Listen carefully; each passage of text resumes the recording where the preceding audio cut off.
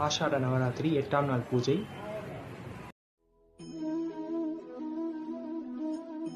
இன்றைய பூஜையில் கற்பூர விளக்கு ஏற்றப்பட்டுள்ளது.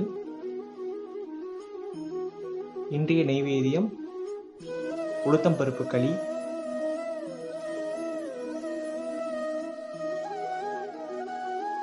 நர்த்தன விநாயகரை தரிசிக்கிறோம். முருகப்பெருமானை தரிசிக்கிறோம். வாராகியம்மன் இன்றைய அலங்காரம். இன்று வாராகியம்மன் சிவபெருமான் அம்சமாக நெற்றிக்கண்ணுடன் அருள்பாலிக்கிறார்.